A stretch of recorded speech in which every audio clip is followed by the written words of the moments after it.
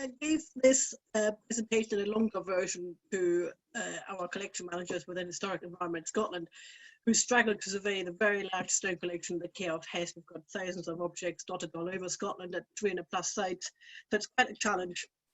Given that most organisations are in a state of reopening after months of rushed closure, the need for services just increased really. And stones are quite often seen as resilient and tend to come to the bottom of the pile of things to do. And that's not always wise. So having a relatively quick and easy system to survey the collections and their conservation needs is quite crucial. And that's really what a condition survey is all about. It's about establishing the relative need for conservation action to be taken, whether that's preventive or remedial. Next slide, please. Risks affecting stone collection tend to be largely influenced by the location of the stones, in terms of how secure is this location and how exposed is the location, and also the stone type and the condition. So how resilient are the stones to the impact of exposure and possibly vandalism. Next slide, please. It's really important to take note of the type of shelter that the stones are displayed in, because they have a major bearing on what you're going to find. And I would also make a note of the location of the stones within the site, which room, which wall. Take lots and lots of photos from lots of angles to have an awareness of individual stones and their context, so you can very quickly notice if something's gone missing or if something has been moved. Because in my experience, I've spent a ridiculous amount of time trying to find stones that I was supposed to survey. Able to go missing, people move stuff without telling you. That's just life. So that helps you a lot, having that photographic evidence. That's a major tip. So in terms of shelters within Historic Environment Scotland, we've got everything from stones being completely out in the open, no roof, sometimes not even a platform, to having internal shelters with a roof, with or without a door, with or without a locked door, to having a full museum environment. Bearing in mind, museum environments are barely catered towards stones. They tend to be designed to suit organic materials and metal objects, and that might actually be not very conducive to the condition of your stone. So that's something else to bear in mind, that a fully controlled museum environment might actually be a risk factor. Next slide, please. So this is the type of form that I used to fill in. My previous job as a stone conservator, I've kind of moved on a bit, but anyway. So at the top, you notice down the basics of your site, basically. Site name, shelter type, is security there, has it got any M&E, bearing in mind that could be a risk factor. And then below that is a scoring guide, really, that gives you essentially a follow-up action timetable. That's what it comes down to, really. So everything from stable, where no action is required, and I would say, well, okay, we'll leave that for 3 years before we look at it again, unless something substantial changes, to 5, where you need to take action immediately, and everything in between. So 2 gives you 2 years, 3 gives you 1 year, 4 gives you 6 months, that sort of thing. And of course, this is very general, but you need to have something that's very general that applies to all your collections. Next slide, please.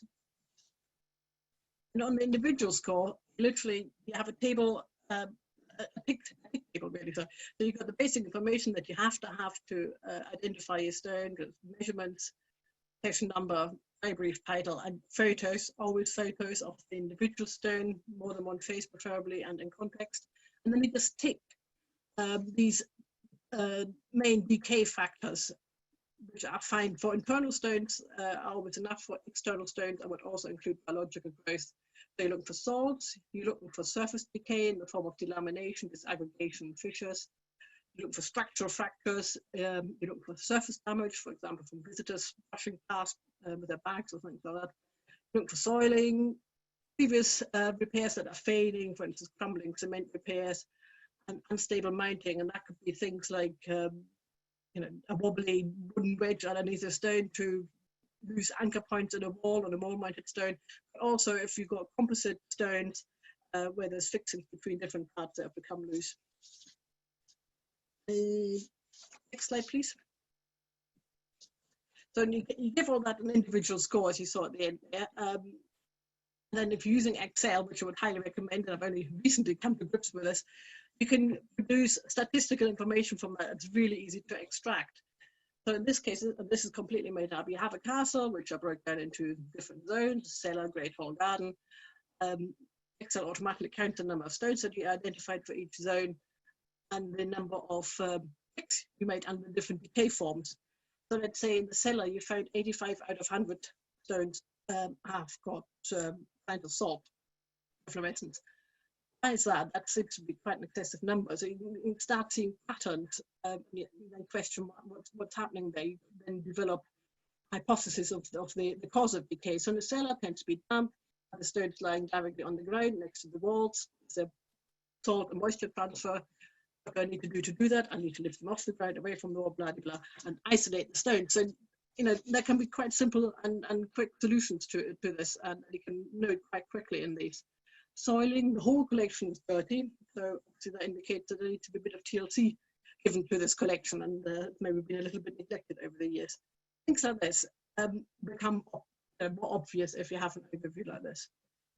But more crucially, in the bottom table, it gives you a time frame of actions that you need to take over the coming years. So here we can see we've got 11 stones that need treatment now, another 23 within the next 6 months, so 34 stones that you really need to do something about now, and another 87 the following year. So you've got your work cut out, you know what you've got to do.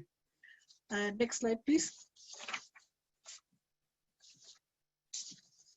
So the outcome of all this is really that it gives you a baseline overview of the condition of your collection, which is what you want. You can, from that, monitor the condition, how is it deteriorating or not, and you can monitor your follow-up actions on top of that. But more crucially, I think, actually, is resource planning. You can plan your work for the years ahead, and you've got all the ammunition you need to make a business case for extra resources should you need that. And finally, right at the bottom again is that lots of photos. Take lots of photos. Thank you.